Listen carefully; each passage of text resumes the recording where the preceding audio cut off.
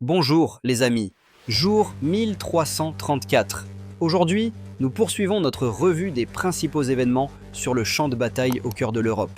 Abonnez-vous à la chaîne pour ne rien manquer des événements les plus importants de notre époque. Passons directement au changement sur la ligne de front.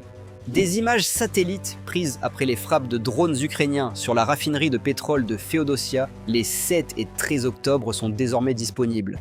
Les clichés montrent des destructions massives sur le site. Sur le territoire de l'usine, on observe de nombreux foyers d'incendie ainsi que des réservoirs de stockage de carburant entièrement détruits. Selon les analystes, 11 d'entre eux ont été complètement brûlés et sont probablement irrécupérables. La raffinerie de pétrole de Féodosia est l'un des principaux sites d'approvisionnement en carburant de l'armée russe, et sa mise hors service pourrait avoir un impact significatif sur la logistique et les capacités militaires des forces russes. La situation dans la ville de Pokrovsk, dans la région de Donetsk, s'est fortement détériorée. Des combats de rue y ont désormais lieu de manière active. Selon les dernières informations, les forces russes ont réussi à progresser à l'intérieur de la ville, s'emparant de plusieurs quartiers dans les parties est et sud de la localité.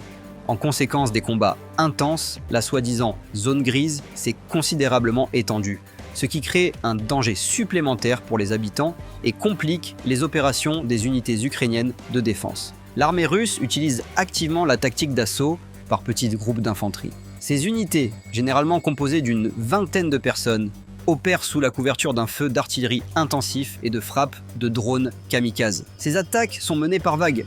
Après les bombardements d'artillerie, de petits groupes d'assaillants avancent sur les positions des forces ukrainiennes, essayant de s'installer dans les bâtiments détruits ou dans la zone industrielle. Une progression des forces russes a été enregistrée dans la région du village de Novovassiliivka, dans la région de Zaporijia. Les troupes ont réalisé une avancée offensive locale au nord du village, tentant d'améliorer leur position tactique sur ce secteur du front. La veille, une progression russe avait déjà été observée dans la partie sud de cette zone. Dans la région de Donetsk, la situation s'aggrave sur le secteur de Lyman. Une progression des forces russes vers la ville de Lyman a été observée, utilisant la tactique de petits groupes d'assaut. Ces unités, généralement composées d'une dizaine de personnes, opèrent sous la couverture d'un feu d'artillerie intensif et de frappes de drones kamikazes. Les analystes soulignent que l'objectif du commandement russe est de créer une pression sur les forces ukrainiennes dans la zone de Lyman afin de détourner une partie de leurs troupes d'autres secteurs du front.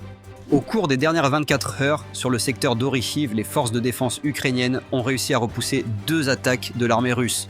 Les Russes ont attaqué les positions à proximité des localités situées sur la ligne Orikhiv, Robotyne, mais toutes chances dit, leurs tentatives de progression ont été arrêtées. La situation sur ce secteur du front reste tendue.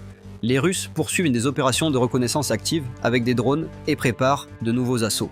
Les analystes soulignent que le secteur d'Orikhiv demeure l'un des points clés dans la région de Zaporijia, car c'est ici que les forces russes tentent de créer les conditions pour une avancée ultérieure vers la ville de Zaporijia. Dans la nuit, 62 drones d'attaque ont été lancés sur l'Ukraine. Les forces de défense aérienne ont abattu 40 de ces drones. Malgré le succès de la défense antiaérienne, une partie des drones a atteint ses cibles.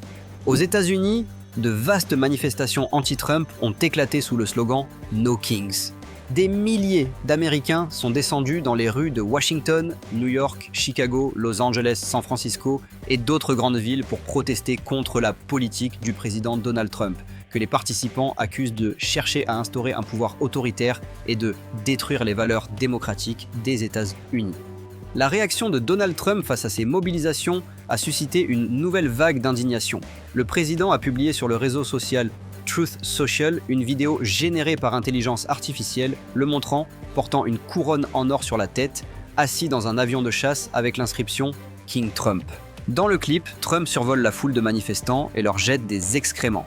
L'Afghanistan et le Pakistan sont parvenus à un accord pour un cessez-le-feu immédiat après une semaine de combats intenses à la frontière, rapporte l'agence Reuters en citant des sources officielles des 2 pays.